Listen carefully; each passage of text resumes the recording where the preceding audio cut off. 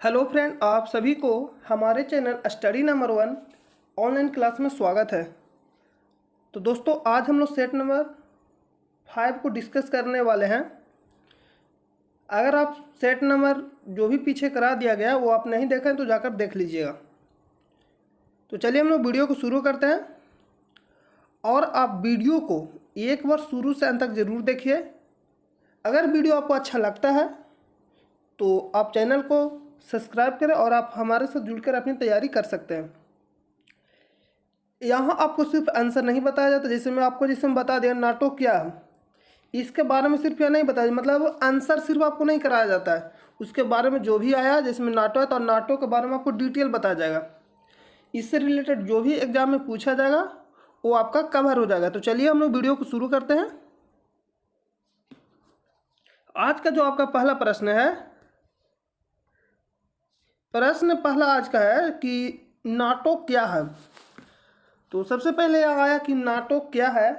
तो नाटो के बारे में हम लोग इससे रिलेटेड जो भी है उसको हम लोग लिखेंगे, आप नोट डाउन कर लीजिएगा। तो नाटो लिख कर डैश दीजिएगा।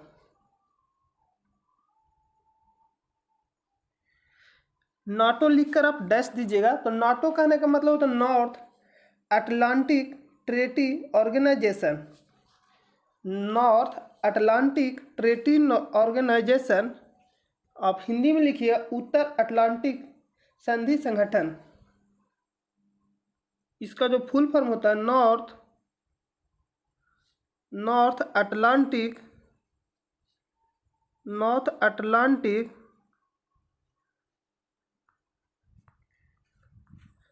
अटलांटिक ट्रेटी ऑर्गेनाइजेशन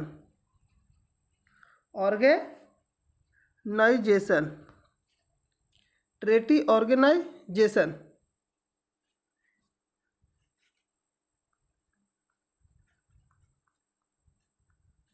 ये आपका फुल फॉर्म होता है, जिसको हिंदी में बोलते हैं हम लोग उत्तर अटलांटिक संधि संगठन। हम लोग बिल्कुल भी एकदम आराम से पढ़ेंगे, कोई एक वकाहट के साथ नहीं पढ़ेंगे। जिसको मतलब पढ़ना होगा डिटेल में वो आप हमारे साथ जुड़िए, और जिनको सिर्फ आंसर चाहिए वो यहाँ इस चैनल से जा सकते हैं। हम लोग यहाँ एकदम आराम से पढ़ने वाले हैं, कोई अकबकाट नहीं। आप अगर टाइम देखते हैं कि मान लो कि 20 क्वेश्चन आपको कराया जाता है, 1 घंटा प्लस में कराया जाता है, तो आप उसका देख सकते हैं। जो भी क्वेश्चन कराया जाता है उसका डिटेल दिया जाता है। जैसे में बौद्ध धर्म है तो बौद्ध धर्म को उसका पूरा सारा डिटेल दिया जाएगा, मतलब उससे रिलेटेड जो भी एग्जाम है वो आपका कवर हो जाएगा। जिसमें नाटो है तो नाटो का फुल फॉर्म क्या होता है, आपसे एग्जाम में फुल फॉर्म ही पूछ लेता है। तो इसका जो फुल फॉर्म होता है नॉर्थ अटलांटिक ट्रेटी ऑर्गेनाइजेशन, जिसका हिंदी में हम लोग बोलते हैं उत्तर अटलांटिक संधि संगठन। हिंदी में इसका क्या नाम है, उत्तर अटलांटिक संधि संगठन। इसका जो स्थापना हुआ था, स्थापना कब हुआ था, तो इसका जो स्थापना हुआ था वो आपका हो जाएगा 4 अप्रैल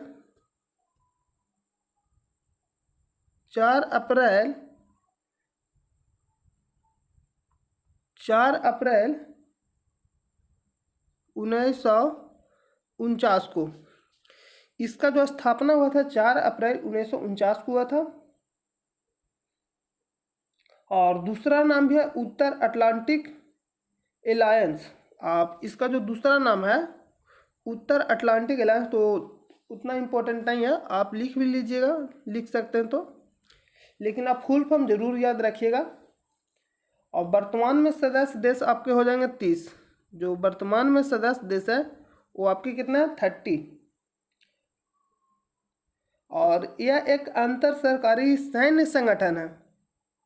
ये जो आपका है नॉर्थ अटलांटिक ट्रेटी ऑर्गेनाइजेशन, जिसको हम लोग बोलते हैं नाटो, यह एक अंतर सरकारी सैन्य संगठन है। तो ये आप लिख सकते हैं। ये जो आपका हो जाएगा अंतर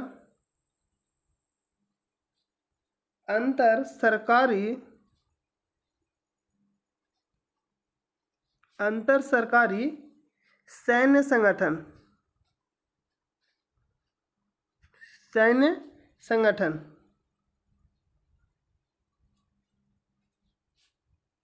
है।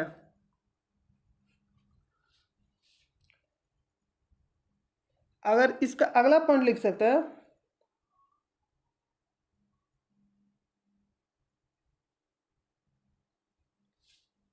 अगला पॉइंट में लिखिएगा कि मुख्यालय कहाँ है। इसका जो मुख्यालय है वो आपका कहाँ है, मतलब इसका जो मुख्यालय कहाँ है। तो मुख्यालय में लिखिएगा, इसका जो मुख्यालय है बेल्जियम, इसका मुख्यालय कहाँ है, बेल्जियम। मुख्यालय लिखिएगा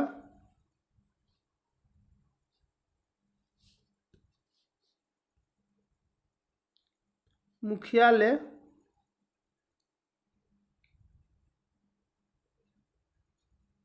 ये आपका कहाँ हो जाएगा, तो बेल्जियम में है, जिसकी राजधानी ब्रुसेल्स है। बेल्जियम का राजधानी कहाँ, ब्रुसेल्स।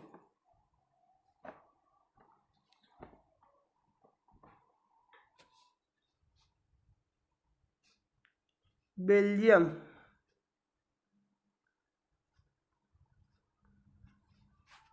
इसका मुख्यालय, तो मुख्यालय आप जरूर याद रखिएगा। और 2020 में कौन शामिल हुआ, तो उत्तरी मैसेडोनिया शामिल हुआ। और जो उद्देश्य है, इसका जो मुख्य उद्देश्य है, इसका जो उद्देश्य क्या है, तो पश्चिमी यूरोप सोवियत संघ की साम्यवादी विचारधारा को रोकना।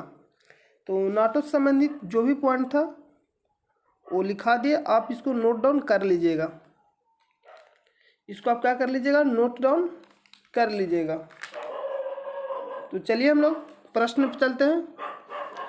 प्रश्न है कि नाटो क्या है। यहाँ प्रश्न है कि नाटो क्या है। ऑप्शन नंबर ए में दिया कि उत्तरी अमेरिका और यूरोपीय देशों के बीच एक आर्थिक समझौता। बी में दिया कि उत्तरी अमेरिका और यूरोपीय देशों के बीच एक सैन्य संबंध। और सी में दिया अफ्रीकी और एशियाई देशों के बीच एक स्वतंत्र व्यापार क्षेत्र। और डी में है कि वन्यजीव संरक्षण एवं सुरक्षा के लिए एक एजेंसी। तो इसका आंसर क्या होगा, आप हमें कमेंट बॉक्स में बताइए। नाटो के बारे में जो भी डिटेल था उसको हम लिखा दिए। तो इसका आंसर क्या होगा कि उत्तरी अमेरिका और यूरोपीय देशों के बीच एक सैन्य संबंध है। उत्तरी अमेरिका और यूरोपीय देशों के बीच एक सैन्य संबंध है। तो इसका जो आंसर होगा ऑप्शन नंबर बी राइट हो जाएगा आपका। चलिए हम अगला प्रश्न पे चलते हैं। 2 नंबर प्रश्न है कि नाथुला पर्वत दर्रा किसे जोड़ता है। नाथुला पर्वत दर्रा किसे जोड़ता है। ऑप्शन नंबर ए में दिया लद्दाख को चीन से, बी में दिया गया सिक्किम को चीन के तिब्बत स्वायत्त क्षेत्र से, और सी में दिया गया कि अरुणाचल प्रदेश को चीन से, और डी में दिया गया कि जम्मू और कश्मीर को अफगानिस्तान से। तो इसका आंसर क्या होगा, आप हमें कमेंट करके बताइए कि इसका आंसर क्या होगा। तो आप लोग सोचिए कि इसका आंसर क्या होगा।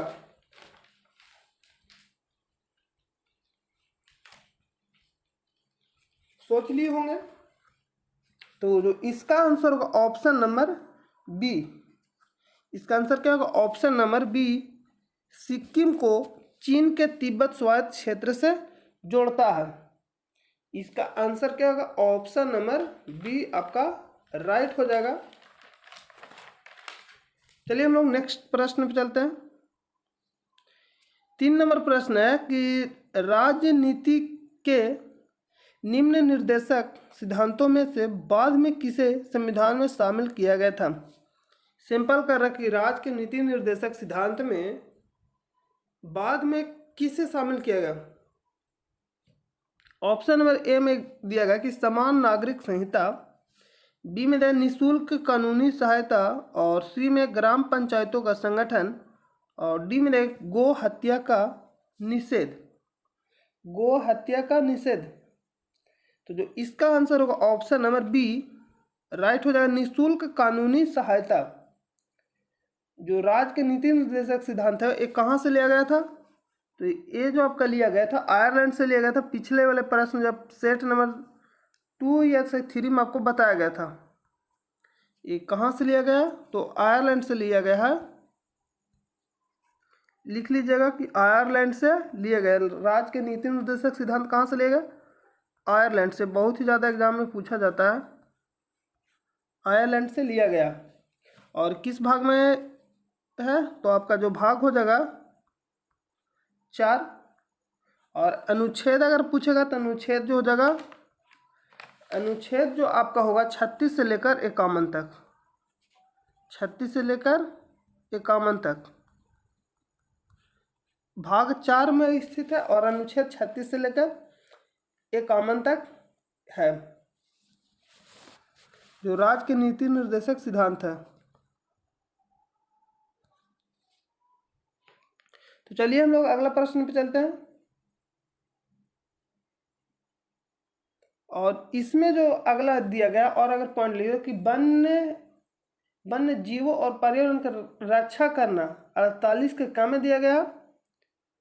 जो यहाँ दिया गया वन्य जीवों की रक्षा करना हो जाएगा आपका 48 के काम में।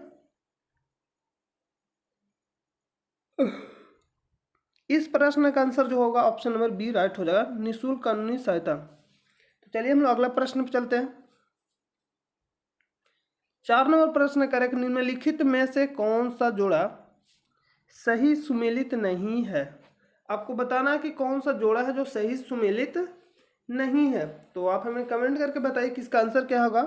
ऑप्शन नंबर ए में दिया गया कि दोडा बेट्टा तमिलनाडु में है, गुरु शिखर राजस्थान, गोरखनाथ गुजरात, महेंद्रगिरी आंध्र प्रदेश। तो आपको बताना है कि कौन सा सुमेलित नहीं है। तो नहीं जहाँ भी पूछा जाएगा आप उसको हाईलाइट कर लीजिएगा, नहीं तो गलती बहुत ज़्यादा एग्जाम में। पहला आंसर ही सही हुआ, आप उसको आंसर कर देते, लेकिन यहाँ नहीं पूछा है इसलिए आप इसको हाईलाइट कर लीजिएगा, नहीं में आपको देना आंसर। इसका जो आंसर होगा महेंद्रगिरी।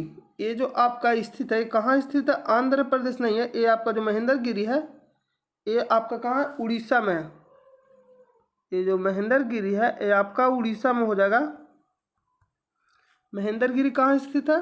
तो उड़ीसा में स्थित है। चलिए हम लोग अगला प्रश्न पे चलते हैं। 5 नंबर प्रश्न है कि the Indian war of independence 1857 के लेखक कौन है? ऑप्शन नंबर ए में दिया कि राजा राम मोहन राय, बी में बी डी सावरकर, सी में सरोजनी नायडू और डी में बाल गंगाधर तिलक। तो इसका आंसर क्या होगा? आप हमें आंसर दीजिए, इसका आंसर क्या होगा? तो इसका जो आंसर होगा B D Savarkar. The Indian war of independence 1857 के लेखक कौन है? तो बी डी सावरकर। और राजा राम मोहन राय, राजा राम मोहन के राय के द्वारा 1828 में कितना 1828 में सती प्रथा का उन्मूलन किए थे राजा राम मोहन राय। तो इसका जो सरोजनी नायडू को भारत के कोकिला के नाम से भी जाना जाता है। तो इसका आंसर क्या होगा? ऑप्शन नंबर बी आपका राइट हो जाएगा।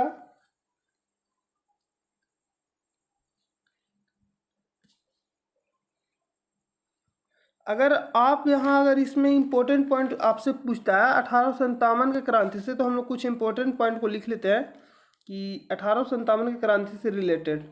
तो 1857 की क्रांति लिखकर डैश दीजिएगा।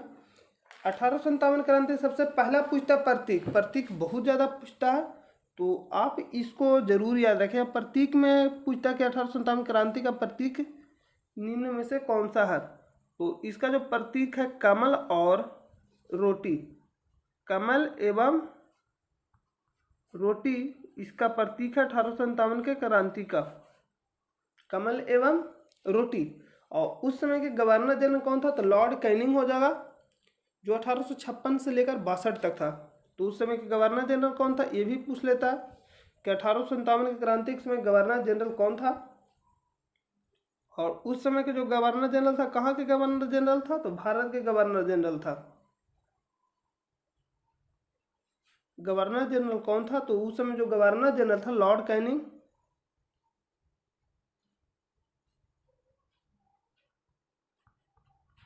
Lord Canning. और यह अंतिम गवर्नर जनरल भी था। और प्रथम वाइसरॉय, ये भी आपसे पूछता कि भारत के अंतिम गवर्नर जनरल कौन था, तो आप इसको भी लिख लीजिए। ये क्या था, तो अंतिम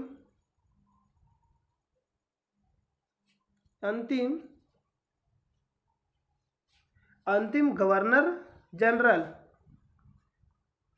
आपसे एग्जाम में भी पूछता है कि अंतिम गवर्नर जनरल कौन था, तो इसका जो आंसर हो जाएगा आपका लॉर्ड कैनिंग। आंसर इसका क्या होगा, अगर आपसे पूछता है अंतिम गवर्नर जनरल तो आप बताइए लॉर्ड कैनिंग। और अगर आपसे पूछता है कि प्रथम वाइसरॉय, तो प्रथम वाइसरॉय भी कौन था, तो अंतिम गवर्नर, जैसे मान लीजिए कि अंतिम गवर्नर जनरल था, तो मतलब वो अंतिम गवर्नर जनरल के बाद मतलब गवर्नर जनरल के बाद जो पद था वाइसरॉय में बदल गया, इसलिए अंतिम गवर्नर जनरल हुआ और प्रथम वाइसरॉय हुआ। ये क्या था, तो प्रथम वाइसरॉय, ये प्रथम वाइसरॉय था। और इसका जो मुख्य कारण था, ये भी पूछता है कि मुख्य कारण क्या था, तो ब्रिटिश साम्राज्य का नीति। इसका मुख्य कारण आपसे पूछता है कि मुख्य कारण क्या था, तो आप लिख लीजिएगा कि मुख्य कारण क्या था। जो मुख्य कारण हो जाएगा आपका, मुख्य कारण क्या था, जो मुख्य कारण था ब्रिटिश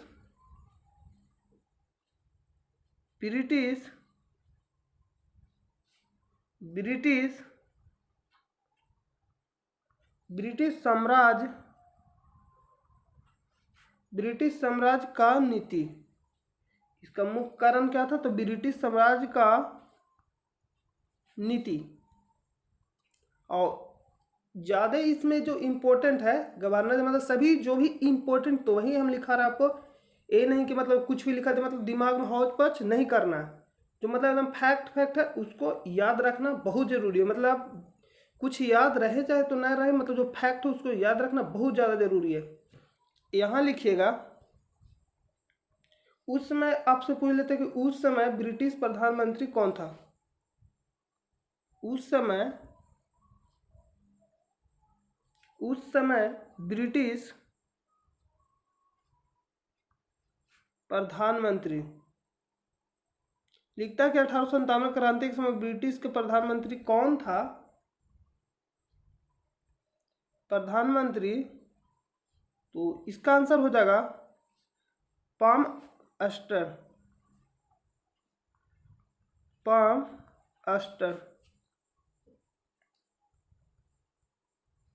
और रानी लक्ष्मीबाई को अंतिम युद्ध में किससे सामना करना पड़ा, ये भी एग्जाम में पूछ लेता है। तो रानी लिखिएगा, रानी लक्ष्मीबाई को बिल्कुल एकदम आराम से पढ़ना है, समझकर, कोई अकबकाट नहीं, एकदम बिल्कुल आराम से पढ़ना, सभी प्रश्न क्लियर हो जाए। रानी लक्ष्मीबाई को अंतिम युद्ध में सामना करना पड़ा। अगर लिखने में प्रॉब्लम हो तो आप, हम जो बोल रहे हो उसको आप सुनकर लिख लीजिएगा, क्योंकि मेरे पास पेन नहीं है तो हैंड से लिखने में प्रॉब्लम होता है। करना पड़ा, तो इसका जो आंसर होगा आपका, इसका आंसर क्या होगा, हीरोज।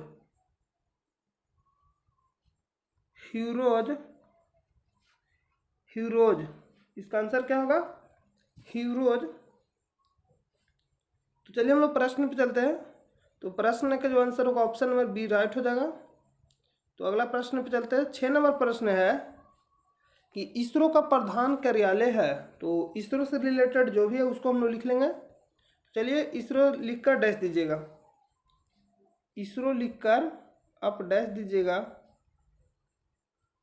इसरो लिखकर डैश दीजिएगा। तो सबसे पहले आप फुल फॉर्म इसका याद रखिएगा, क्योंकि एग्जाम में फुल फॉर्म ही पूछ लेता है। तो इसका जो फुल फॉर्म होगा आपका हो जाएगा इंडियन, इसका फुल फॉर्म क्या होगा, तो Indian space research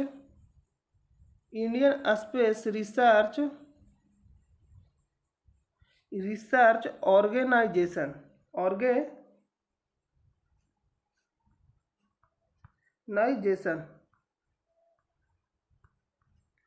Indian research organization. इसका फुल फॉर्म क्या होता है? एग्जाम में फुल फॉर्म पूछता है कि इसरो का फुल फॉर्म क्या है। तो इसरो का जो फुल फॉर्म होगा इंडियन स्पेस रिसर्च ऑर्गेनाइजेशन, मतलब भारतीय अंतरिक्ष अनुसंधान संगठन। हिंदी में लिख लीजिएगा भारतीय अंतरिक्ष अनुसंधान संगठन। तो लिख लिए होंगे। तो चलिए हम अगला प्रश्न, अगला पॉइंट पे चलते हैं। अगला पॉइंट लिखिएगा कि स्थापना कब हुआ। स्थापना कब हुआ? इसका जो स्थापना हुआ था वो कब हुआ था? तो जो स्थापना हुआ था वो आपका हो जाएगा 15 अगस्त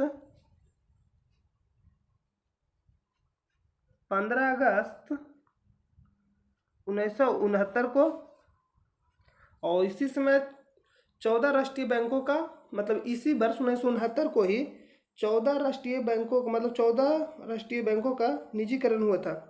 14 बैंकों का निजीकरण हुआ था। आपसे भी एग्जाम में पूछता कि 14 बैंकों का निजीकरण कब हुआ था? तो 1969 में। और चंद्रमा पर सबसे पहली बार नील आर्मस्ट्रांग इसी वर्ष गए थे 1969 में। तो आप इसको भी याद रखिएगा। और अगला पॉइंट लिखिएगा संस्थापक। जो संस्थापक कौन थे? संस्थापक हो जाएंगे विक्रम साराभाई।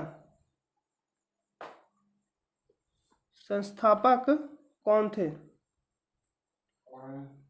संस्थापक कौन थे? तो जो संस्थापक हो जाएंगे, संस्थापक कौन थे? तो विक्रम साराभाई। विक्रम साराभाई, विक्रम साराभाई। इनका पूरा नाम है विक्रम अम्बालाल साराभाई। और जो मुख्यालय कहाँ है? तो जो मुख्यालय हो जाएगा आपका, इसका मुख्यालय कहाँ? इसका मुख्यालय कहाँ? मुख्यालय लिखिएगा बेंगलुरु। बेंगलुरु, बेंगलुरु, बेंगलुरु। जो वर्तमान में निदेशक कौन है? के सिवान। और जो मेन पॉइंट आप लिखिएगा, अभी जो वर्तमान में है वो के सिवान है, लेकिन पहले चेयरमैन लिखिएगा। फर्स्ट अध्यक्ष मतलब पहले चेयरमैन। फर्स्ट अध्यक्ष लिखिएगा। वो कौन थे? तो डॉक्टर विक्रम साराभाई ही थे। डॉक्टर विक्रम साराभाई प्रथम चेयरमैन या अध्यक्ष लिख लीजिएगा। साराभाई जो स्थापना किए थे। और वर्तमान में कौन है? तो के सिवान है। और इसरो के पिता के नाम से भी कौन जाने जाते? तो डॉक्टर विक्रम साराभाई। और विक्रम साराभाई अंतरिक्ष केंद्र कहाँ? तो तिरुवनंतपुरम। ये भी आप लिख लीजिएगा, ये भी एग्जाम में पूछ लेता है।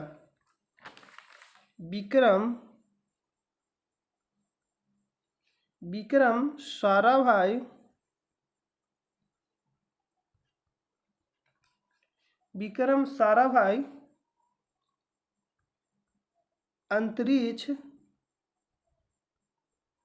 अंतरिक्ष केंद्र कहाँ है?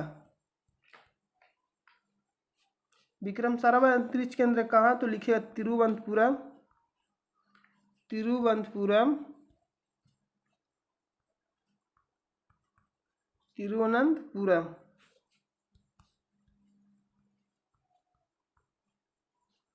तो ये आप लिख लीजिएगा। अगला पॉइंट लिखिएगा भारतीय रॉकेट विज्ञान का जनक। भारतीय रॉकेट विज्ञान का जनक।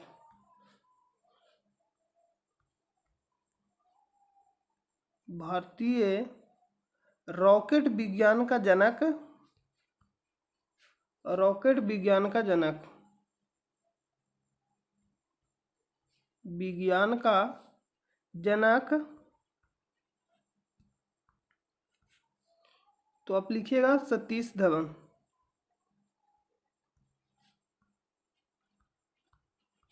सतीश धवन। तो आप इतना याद रखिए, हम लोग लास्ट में एक बार रिवीजन करेंगे दोबारा से। तो चलिए हम लोग प्रश्न पर चलते हैं। प्रश्न है कि इसरो का प्रधान कार्यालय है नई दिल्ली, हैदराबाद में, मुंबई में, तो बेंगलुरु में। तो इसका आंसर क्या होगा? Option number D. अगला प्रश्न पे चलते हैं।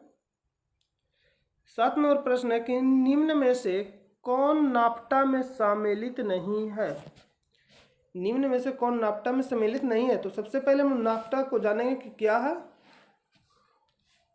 और देश भी इसमें पूछ लेता है। तो जो भी संगठन उसका देश आपसे पूछ लेता है, लिखिएगा NAFTA.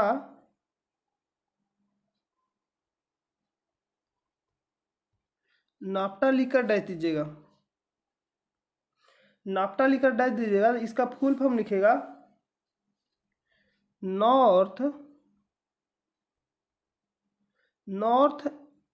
American north American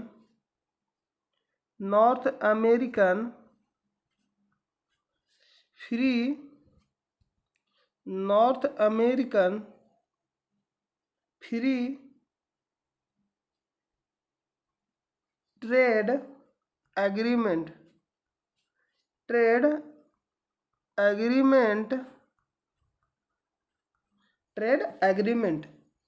north American free trade agreement, इसका फुल फॉर्म होता है। तो फुल फॉर्म ही एग्जाम में पूछ लेता, तो आप फुल फॉर्म याद रखिएगा।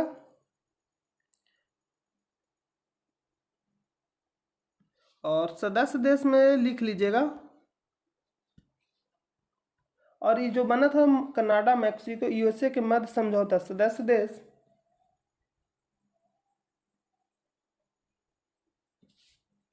ये जो आपका हो जाएगा कनाडा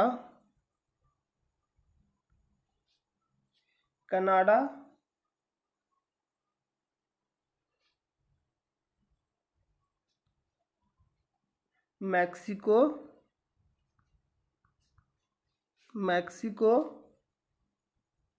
यूएसए अमेरिका लिखे,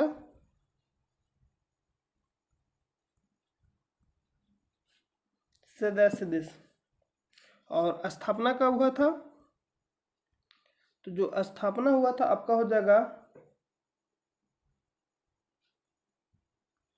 स्थापना कब हुआ था, लिखिएगा स्थापना कब हुआ था। स्थापना इसका कब हुआ था? तो 1992 में। और मुख्यालय कहाँ है? मुख्यालय कहाँ है? मुख्यालय कहाँ है? तो कोरा QUORA हो जाएगा। तो चलिए हम लोग प्रश्न पे चलते हैं। हम लोग लास्ट टाइम एक बार फिर से रिवीजन करेंगे। ऑप्शन नंबर ए में दिया गया है ग्रेट ब्रिटेन, कनाडा, संयुक्त राष्ट्र अमेरिका। निम्न में से कौन सा नाफ्टा में सम्मिलित नहीं है? ए आपसे पूछ रहा है। तो कनाडा भी शामिल है, मैक्सिको भी शामिल है, और संयुक्त राज्य अमेरिका यूएसए भी शामिल है। तो इसका जो आंसर होगा option number a great Britain. इसका आंसर क्या होगा? Great Britain. Option number A right हो जाएगा। चलिए हम लोग अगला प्रश्न पे चलते हैं। 8 नंबर प्रश्न, एक शरीर का तापक्रम नियंत्रित करता है। ऑप्शन में दिया थैलमस, बी में हाइपोथैलमस, सी में सेरिबेलम, और डी में मेडुला। तो इसका जो आंसर होगा हाइपोथैलमस। और जो हाइपोथैलमस, इसका आंसर क्या होगा? हाइपोथैलमस। और जो थैलमस करता है और सेरिबेलम मेडुला, इसके बारे में भी हम लोग लिख लेंगे। ऑप्शन नंबर ए लिख कर दे दीजिएगा थैलमस। ऑप्शन नंबर ए में क्या है? थैलमस। तो इसका जो कार्य लिख लीजिएगा दर्द,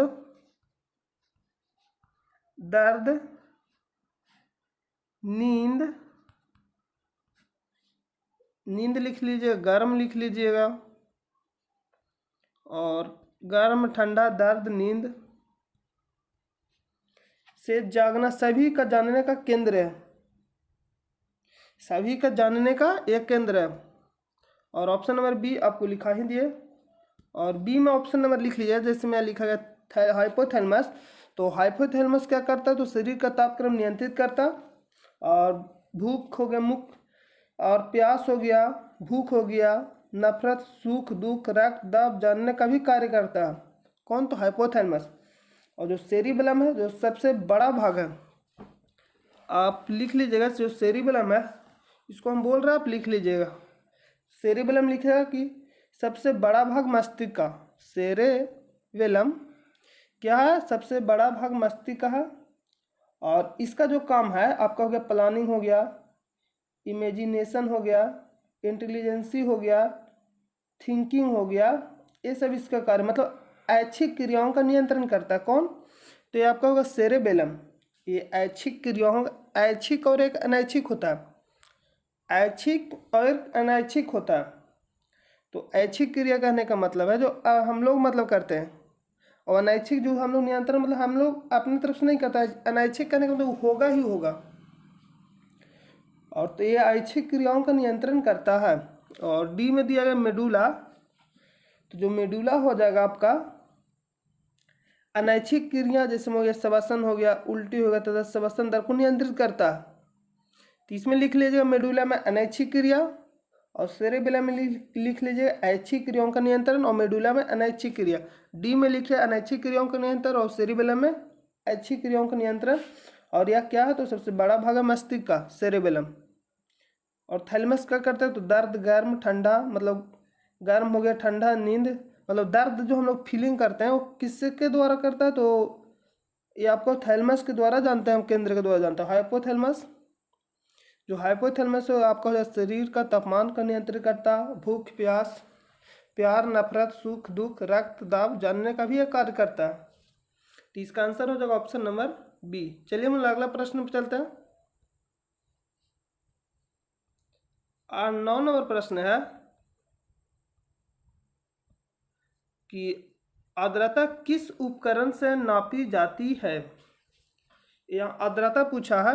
ऑप्शन ए में हाइड्रोमीटर, बी में देगा हाइग्रोमीटर, हाइड्रोमीटर एक हाइग्रोमीटर है, सी में पायरोमीटर, और डी में लैक्टोमीटर, और ई में उपयुक्त में से कोई ना, उपयुक्त में से एक से अधिक। यह बीपीएससी का प्रश्न है। आप अगर एग्जाम दिए होंगे तो बीपीएससी में 5 ऑप्शन रहता है। जो 5वां ऑप्शन रहता है ई, उपयुक्त में से कोई नहीं और उपयुक्त में से एक से अधिक, मतलब आप कन्फर्म तो ही आप इसका आंसर दे सकते हैं। तो ए जो आपको हो जाएगा द्रव या जल का कवथनांक, तो यहाँ आप लिख लीजिएगा ऑप्शन नंबर ए लिखकर, द्रवो या जल का कवथनांक, द्रवो या जल का घनत्व लिखिएगा, घनत्व। और सी नंबर लिखिएगा। बी नंबर जो आपका आंसर हो, आर्द्रता किसके द्वारा नापा जाता है, तो हाइग्रोमीटर। और सी में लिखिएगा उच्च तापमान, जो पायरोमीटर के द्वारा क्या नापा जाता है, तो उच्च तापमान। और डी नंबर ऑप्शन लिखिए दूध की शुद्धता।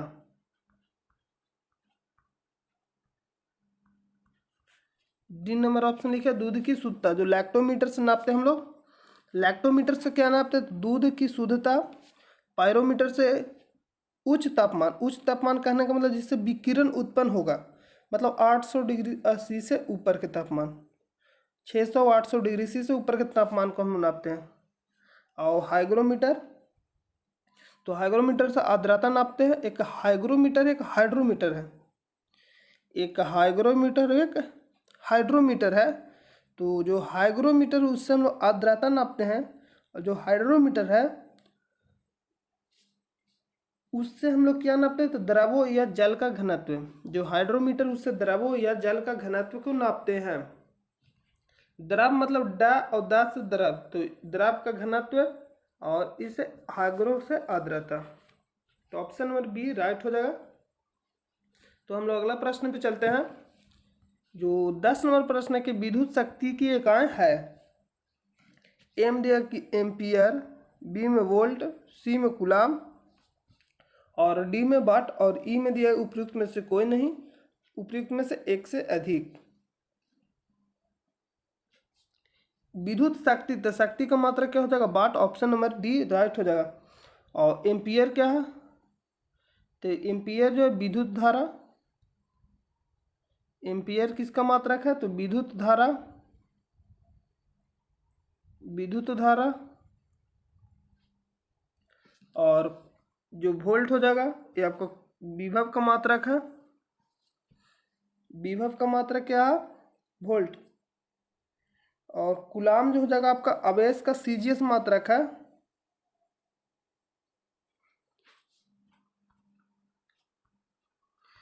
यहाँ पे वोल्ट लिख लीजिए, विभवांतर भी मतलब लिख सकते विभव, एक विभवांतर होता है एक विभव होता है, तो वोल्ट। और कूलाम अगर लिख कर दे दीजिए तो कूलाम में आप लिख सकते हैं आवेश का सीजीएस मात्रक, आवेश का सीजीएस मात्रक।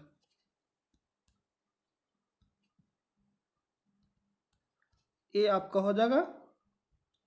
चलिए हम लोग अगला प्रश्न में चलते हैं। इसका जो आंसर क्या होगा ऑप्शन नंबर डी राइट हो जाएगा वाट। 11 नंबर की आवृत्ति को नापा जाता है हर्ट्ज में, मीटर प्रति सेकेंड में, रेडियन में, वाट में। आवृत्ति कहने का मतलब है कि एक दोलन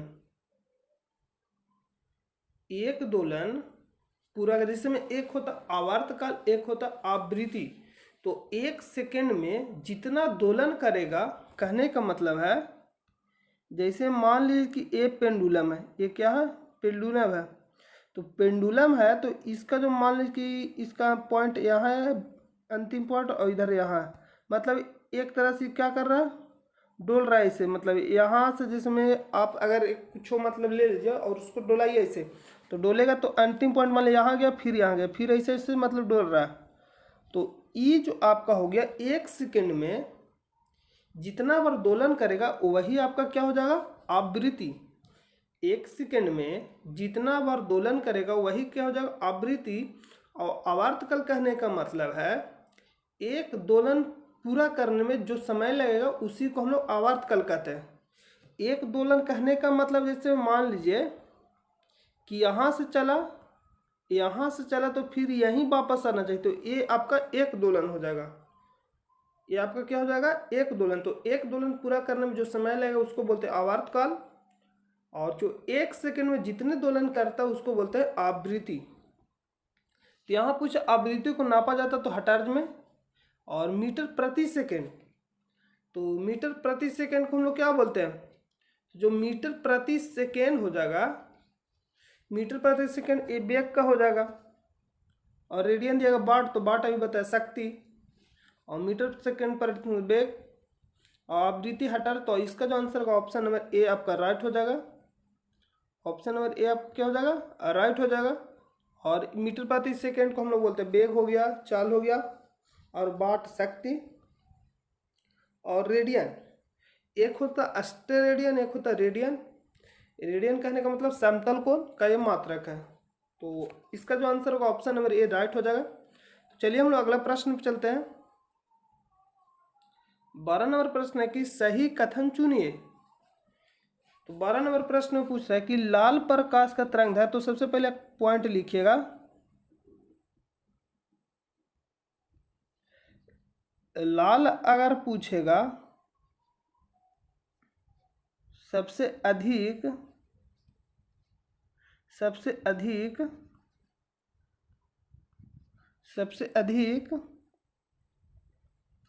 तरंगदैर्घ्य और सबसे अधिक तरंगदैर्घ्य और बैगनी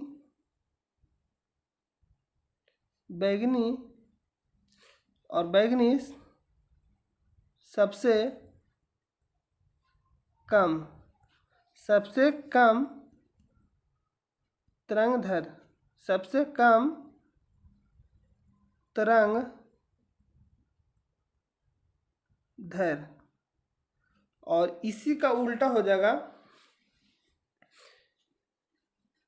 इसी का जो उल्टा हो जाएगा, जैसे सबसे अगर आपसे पूछेगा कि सबसे अधिक तरंगधर किसका, तो लाल रंग हो जाएगा। सबसे अगर कम पूछेगा तो बैगनी। लेकिन अगर सबसे अधिक प्रकीर्णन किसका होता है, तो जो सबसे अधिक प्रकीर्णन होता है वो आपका हो जाएगा बैगनी का उल्टा होता है।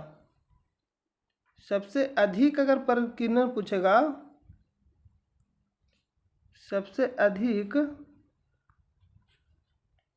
प्रकीर्णन पूछेगा, प्रकीर्णन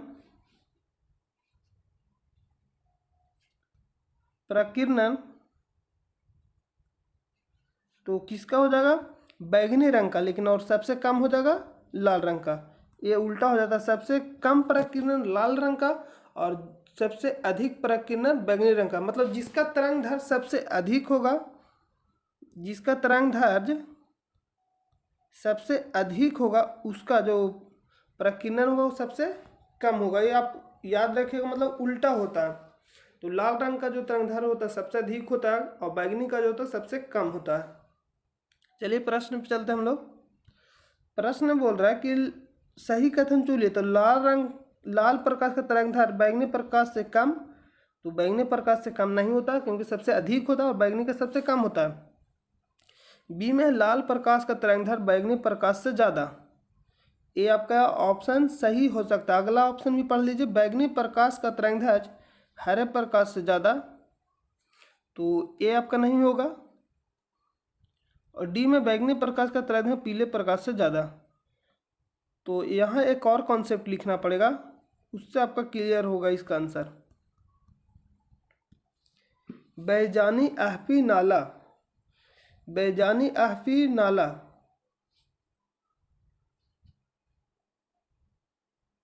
बैजानी, यहाँ लिखिएगा बैजानी आहपी नाला,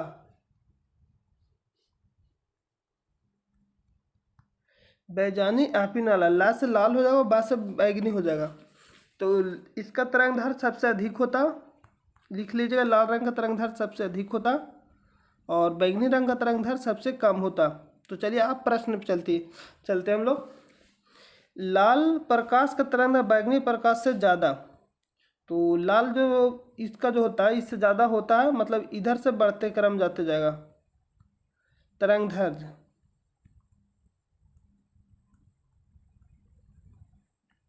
तरंगदैर्घ्य बढ़ते जाएगा, मतलब बैगनी से अधिक किसका होगा, जामुनी के नीला, हरा, पीला, तो ऐसे नारंगी सभी का मतलब बैगनी से अधिक ही होगा। तो यहाँ पूछ रहा बैगनी प्रकाश का तरंगदैर्घ्य हरे प्रकाश से ज़्यादा। बैगनी प्रकाश का तरंगदैर्घ्य हरे प्रकाश से ज़्यादा नहीं होता, कम होता है। ये क्या होता है, बैगनी प्रकाश का हरे से कम होता है। यहाँ हरा है। और जो डी नंबर पूछ रहा बैगनी प्रकाश का तरंगदैर्घ्य पीले प्रकाश से ज़्यादा होता है, तो ये भी रॉन्ग हो जाएगा। तो ऑप्शन नंबर बी आपका राइट हो जाएगा, लाल प्रकाश का तरंगदैर्घ्य बैगनी प्रकाश से ज़्यादा होता है। ऑप्शन नंबर डी आपका क्या हो जाएगा, राइट हो जाएगा। अगला प्रश्न पे चलते हैं। 13 नंबर प्रश्न है कि इलेक्ट्रोएन्सेफेलोग्राम, इलेक्ट्रोएन्सेफेलोग्राम ईईजी का फुल फॉर्म है, निम्न में से किसकी निगरानी के लिए उपयोग होता है। यहाँ बोल रहे इलेक्ट्रोएन्सेफेलोग्राम निम्न में से किसकी निगरानी के लिए उपयोग होता है। ऑप्शन नंबर ए में देगा कि हृदय जिसको बोलते हैं दिल, यकृत जिसको बोलते हैं लीवर, अग्नाशय जिसको हम लोग बोलते हैं इंग्लिश में पैंक्रियास, और डी में मस्तिष्क, और ई नंबर ऑप्शन जो है उपयुक्त में से कोई नहीं और उपयुक्त में से एक से अधिक। ये बीपीएससी का प्रश्न है, इसलिए आपको ऑप्शन 5 को मतलब दिया जा रहा है।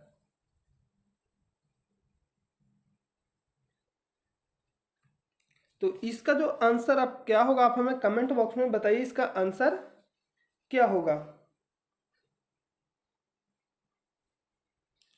तो यहाँ जो इसका आंसर होगा ऑप्शन नंबर बी आपका राइट हो जाएगा।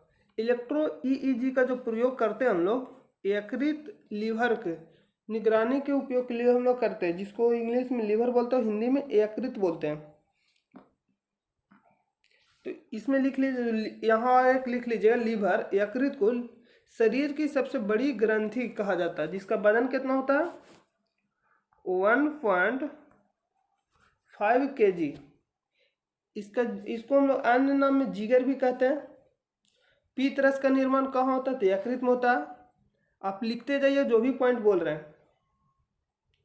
और जो अगर पीत रस का निर्माण कहाँ होता है तो यकृत में होता, लेकिन जमा कहाँ होता तो पित्ताशय में। दोनों में अलग अलग डिफरेंट है। मतलब अब पित्ताशय नहीं, अगर आपसे पूछता पीत रस का निर्माण कहाँ होता तो पित्ताशय नहीं मारिएगा, यकृत इसका आंसर होगा। लेकिन आपसे अगर ये पूछता कि पीत रस कहाँ जमा होता तो पित्ताशय में हो जाएगा।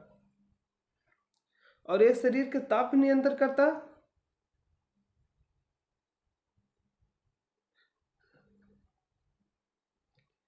जो ये अब एक यकृत है, ये आपका हो जाए शरीर का ताप नियंत्रण करता है। और सी जो आपका अग्नाशय पैंक्रियाज दूसरी सबसे बड़ी ग्रंथि है। ये जो अग्नाशय है दूसरी सबसे बड़ी ग्रंथि, और इसको मिश्रित ग्रंथि के नाम से भी जाना जाता है, तो ये भी आप याद रखिएगा। यहां दिया गया ऑप्शन मेरे हृदय दिल, जिसको बोलते हैं रक्त का परिसंचरण। लिखिएगा रक्त का परिसंचरण, या आप लिखिएगा इसका जो औसत वजन होता है आपका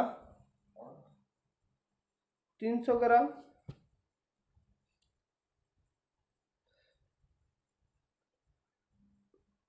यहाँ ईजी, तो इसका जो आंसर होगा आपका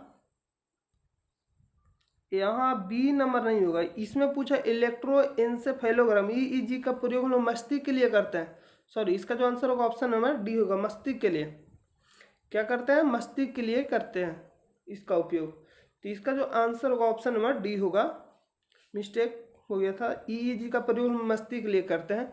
इलेक्ट्रोएन्सेफेलोग्राम, ईईजी का फुल फॉर्म इलेक्ट्रोएन्सेफेलोग्राम, इसका उपयोग कहाँ करते हैं तो मस्तिष्क के लिए। चलिए हम अगला प्रश्न पे चलते हैं। अगला प्रश्न है कि विद्युत मोटर में तो आपको हम बताएं, विद्युत मोटर जैसे ही बोलेगा तो आपका दिमाग में पंखा, जो घर में पंखा रहता है तो विद्युत जो लाइन से चलता है उसका माइंड में मतलब क्रिएट होता है। लाइन हम लोग उसमें क्या करते हैं तो विद्युत मोटर कहने का मतलब हो गया, उसमें लोग देते विद्युत मतलब करंट देते हैं, मतलब विद्युत ऊर्जा देते हैं। और वह क्या करता है, हवा देता है। हवा कहने का मतलब यांत्रिक ऊर्जा देता है। तो यहाँ पूछ रहा है कि विद्युत मोटर क्या करता है तो विद्युत ऊर्जा को यांत्रिक ऊर्जा में चेंज करता है। लेकिन यही आपसे पूछ देता है जनरेटर बोले तो डायनमो बोलेगा तो जनरेटर याद आप रखिए। तो जनरेटर क्या करता है कि घुमाते हैं हम लोग, और क्या करता है करंट जनरेट करता है। कहने का मतलब यांत्रिक ऊर्जा को विद्युत ऊर्जा में बदलता है। अगर आपसे पूछेगा विद्युत बल्ब, तो बल्ब क्या करता है, बल्ब को सोचेंगे तो बल्ब में हम लोग क्या करते हैं विद्युत ऊर्जा को देते हैं, और वह क्या करता है प्रकाश देता है। अगर आप बल्ब को टच करिएगा तो हीट होता है, मतलब गर्म भी रहता है, तो ऊष्मा भी देता है। तो बल्ब क्या करता है विद्युत ऊर्जा को प्रकाश ऊर्जा और ऊष्मा ऊर्जा में बदलता है। तो जब भी आपसे इस तरह के प्रश्न पूछे तो जो भी पूछेगा उसको माइंड में क्रिएट करना कि हम लोग क्या करते हैं। अगर पंखा पूछेगा तो पंखा क्या करता है विद्युत ऊर्जा को यांत्रिक ऊर्जा में चेंज करता है। डायनेमो पूछेगा तो यांत्रिक ऊर्जा को विद्युत ऊर्जा में। तो यहाँ पूछा विद्युत मोटर, तो ऊष्मा को विद्युत ऊर्जा में बदला जाता है। बी में लिख रहा है कि विद्युत ऊर्जा को ऊष्मा में बदला जाता है, और सी में लिख रहा है विद्युत ऊर्जा को यांत्रिक ऊर्जा में बदला जाता है, और डी में लिखा रहा है कि यांत्रिक ऊर्जा को विद्युत ऊर्जा में बदला जाता है। तो ये जो आपका हो जाएगा, जो यांत्रिक ऊर्जा को विद्युत ऊर्जा में कौन बदलता है तो डायनेमो बदलता है, और विद्युत ऊर्जा को यांत्रिक ऊर्जा में बदलता है कौन बदलता है तो विद्युत मोटर। पंखा विद्युत मोटर कहने का मतलब कि पंखा, तो पंखा क्या करता है तो विद्युत ऊर्जा को यांत्रिक ऊर्जा में बदलता है। ऑप्शन नंबर सी आपका राइट हो जाएगा। चलिए हम लोग अगला प्रश्न पे चलते हैं। जिस तरह से बताए उसी तरह से आपको सोचना है। जिस तरह से हम आपको बताएं उसी तरह से सोचना। जब भी इस तरह का प्रश्न है तो क्या करना, माइंड में क्रिएट करना। जो भी पूछे उसको माइंड में क्रिएट करना कि हम लोग क्या करते हो और वो क्या करके देता है। जैसे बैटरी पूछेगा तो बैटरी में वो क्या होता है कि रासायनिक ऊर्जा को विद्युत ऊर्जा में चेंज करता है, बैटरी अगर पूछेगा तो। चलिए हम लोग अगले प्रश्न पर चलते हैं। तो इस प्रश्न का आंसर दीजिए जब तक हम थोड़ा पानी पी लेते हैं।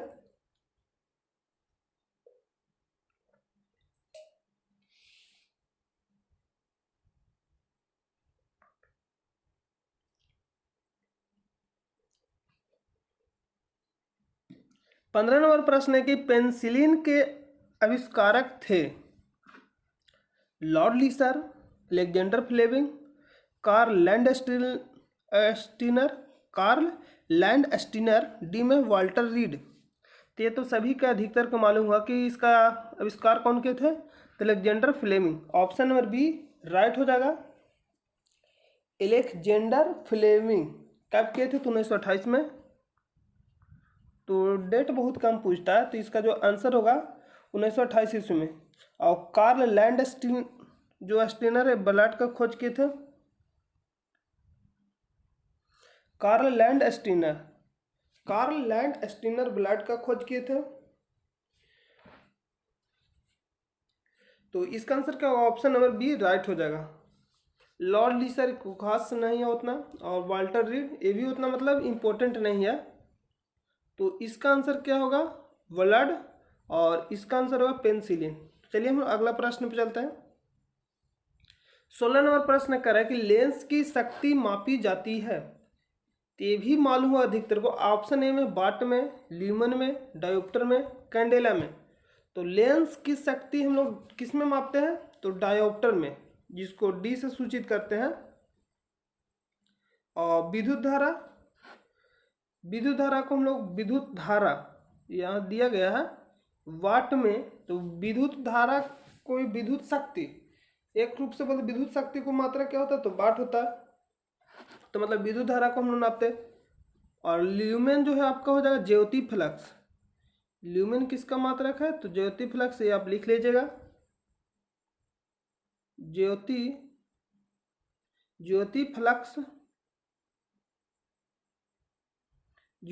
फ्लक्स।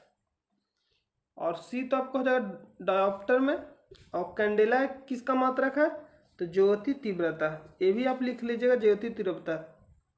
दोनों बहुत ज़्यादा एग्जाम में पूछा जाता है, ज्योति तीव्रता। इसका आंसर क्या होगा, ऑप्शन नंबर सी डायोप्टर। तो अगला प्रश्न पे हम लोग चलते हैं, इसको नोट कर लीजिएगा।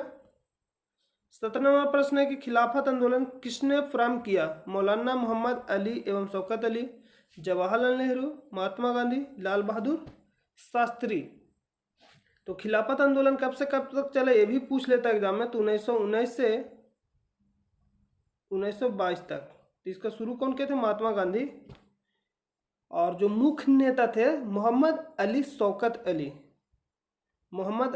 शौकत अली जो मुख्य नेता थे। अगर मुख्य नेता पूछेगा तो मौलाना मोहम्मद अली एवं शौकत अली मुख्य नेता। लेकिन शुरू कौन किए थे, महात्मा गांधी। कब से कब तक चला, तो 1919 से 1922 तक चला। और जवाहरलाल नेहरू तो भारत के प्रथम प्रधानमंत्री थे।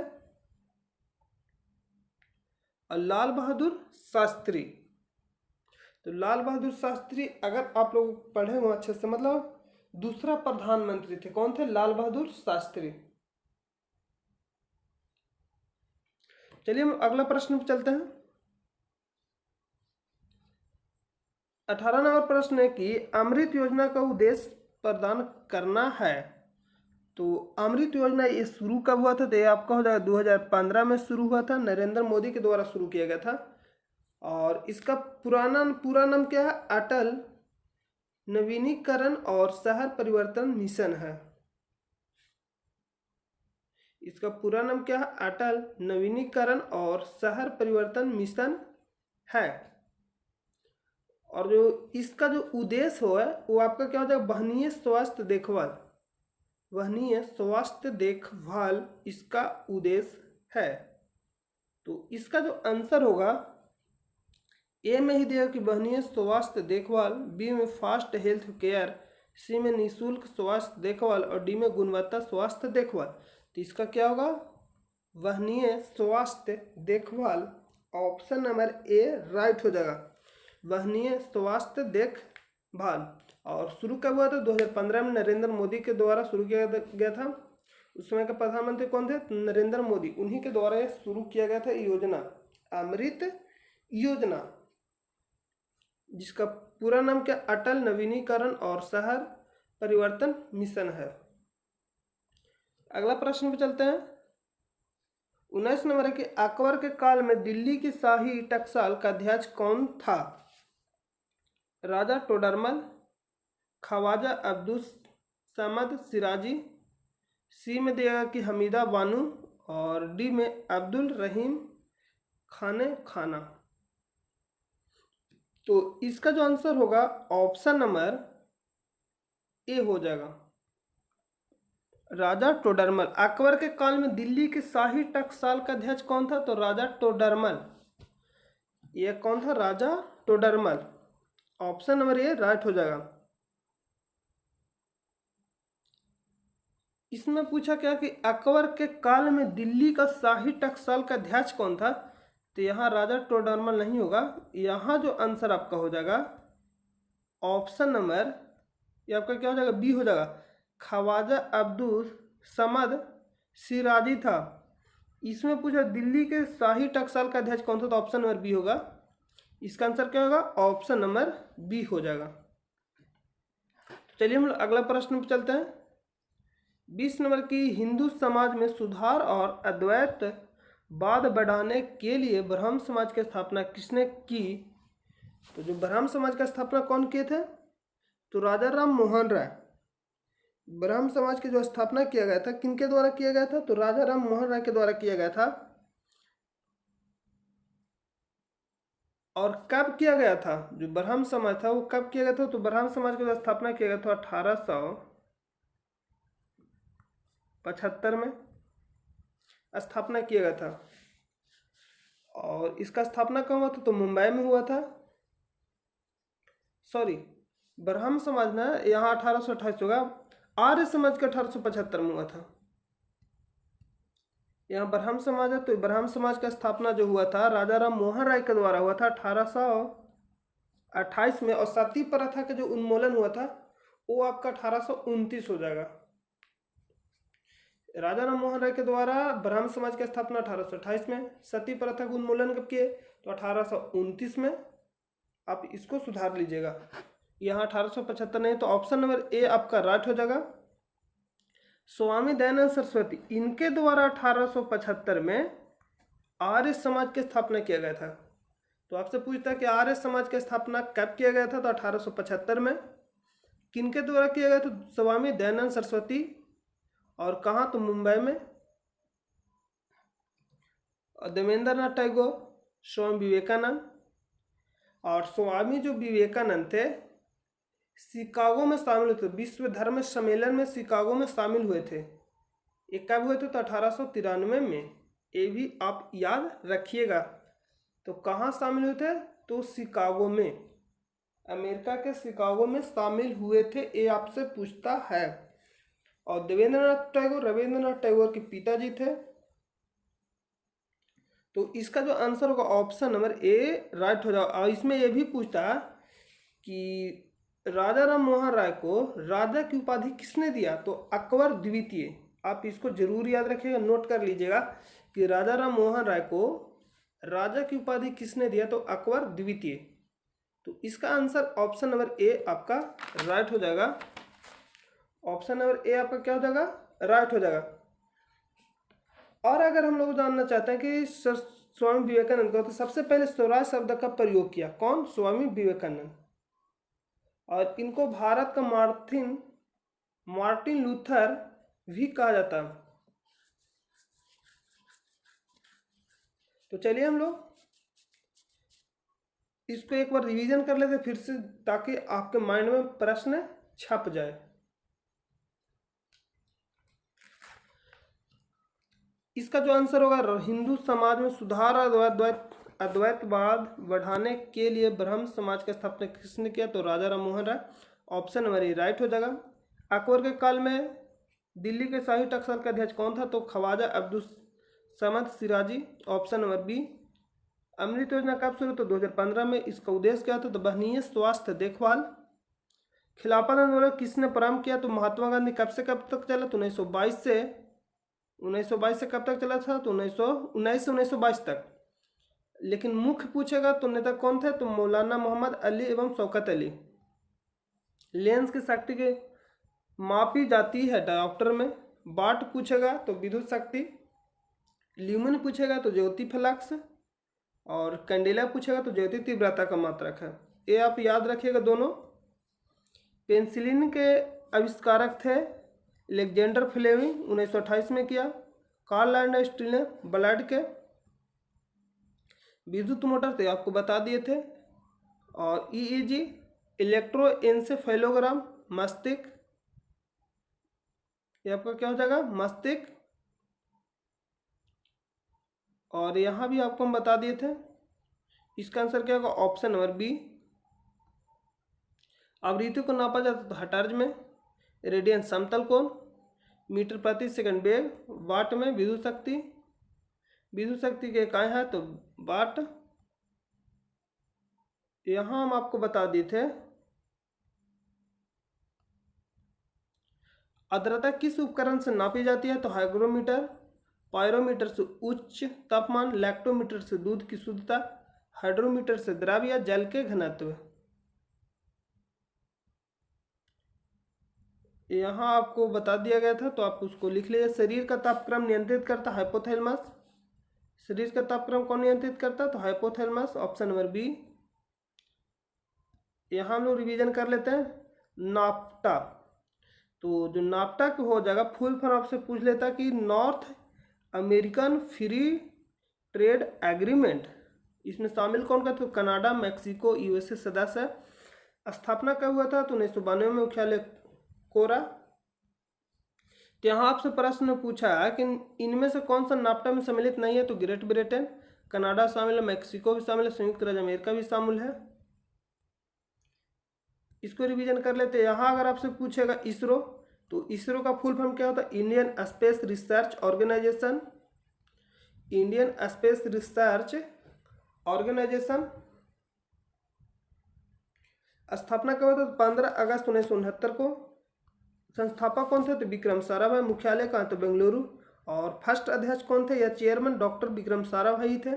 और विक्रम साराभाई को अंतरिक्ष केंद्र कहाँ थे? विक्रम साराभाई अंतरिक्ष केंद्र तिरुवनंतपुरम। भारतीय रॉकेट विज्ञान के जनक कौन थे? सतीश धवन। इसरो का मुख्यालय पूछा तो बेंगलुरु। इसका आंसर क्या होगा? Bengaluru, option number D.